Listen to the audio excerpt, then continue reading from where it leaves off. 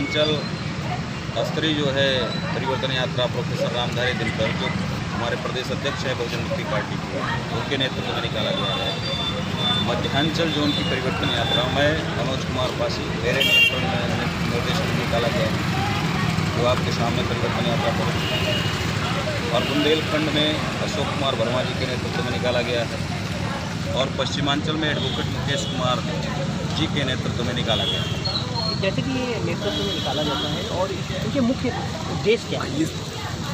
दरअसल ये हम लोग इस देश में schedule caste, schedule tribe, backward class और माइनॉरिटी को जागृत करना चाहते हैं, जगाना चाहते हैं। और अभी तक इनके साथ 74 सालों में इन्होंने जितनी बार वोट दिया, इस आशा उम्मीद के साथ दिया कि हमारे समाज का हित और कल्याण होगा, लेकिन बेरोजगारी बढ़ गई, घटी नहीं बल्कि बढ़ गई। सरकार भी मानती है बेरोजगारी बढ़ गई, अशिक्षा बढ़ गया इस देश में, एम्प्लॉयमेंट एकदम खत्म ही समझ लीजिए हो गया है, एजुकेशन सिस्टम करप्ट हो गया है। तो किसी भी प्रकार की हमारी कोई भी समस्या का समाधान नहीं हो रहा है। तो हम लोगों को इस यात्रा के माध्यम से जागृत कर रहे हैं कि इस देश में जब हम हुकूमत में आएंगे, हम बहुजन मुक्ति पार्टी का हमने मुद्दा बनाया कि हम स्टाम्प पेपर पर लिख के सारे लोगों से एग्रीमेंट कर रहे हैं समाज के साथ, जनता के साथ, कि अगर हम जीतेंगे तो हमें आप स्वस्थ करिए, अगर हम आप हमको वोट करते हैं तो हम आपके पास क्या करें। ये परिवर्तन यात्रा 5 अलग अलग समय पे अलग अलग तरीके से चल रही है। तो मध्यांचल जोन की जो परिवर्तन यात्रा है 61 दिन की है, और इसी तरीके से पूर्वांचल की जो है वो 74 दिन की है, बुंदेलखंड की 21 दिन की है।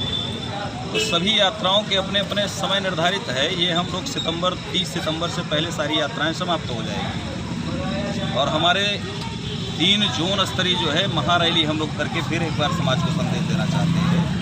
तो एक हम आजमगढ़ में करने जा रहे हैं, और एक जो है हम लोग लखनऊ में करेंगे, और एक इटावा में करने जा रहे हैं। ये 3 बड़ी रैली करेंगे इसके बाद। तो हमारे मुद्दे जो है उसमें अभी हम लोग बता रहे हैं कि हम अगर आते हैं तो सभी जाति धर्म क्षेत्र के लोगों की जनसंख्या के आधार पर पहले काउंटिंग करवाएंगे, उसके बाद उनको प्रत्येक क्षेत्र में हक अधिकार देने के लिए हम लोग ये संदेश दे रहे हैं कि हम लोग देंगे। और जब हमारे वोट से इस देश में विधायक और सांसद चुने जाते हैं जनता से, तो जनप्रतिनिधि होते हैं, वो जनता के हित कल्याण में काम नहीं कर रहे हैं। तो ये हमारी वजह से 2-2 लाख रुपए सैलरी पाते हैं विधायक, जनता की वजह से पाते हैं, और जनता को कुछ नहीं मिल रहा है। तो हम लोगों ने एक एजेंडा बनाया कि अगर हम शासन सत्ता में आते हैं तो हम प्रत्येक परिवार को 18,000 रुपये महीने भत्ता देंगे, और बदले में हम अपने समाज को नकारा नहीं साबित करना चाहते, बदले में सरकार बनाएंगे तो सरकार काम देंगे।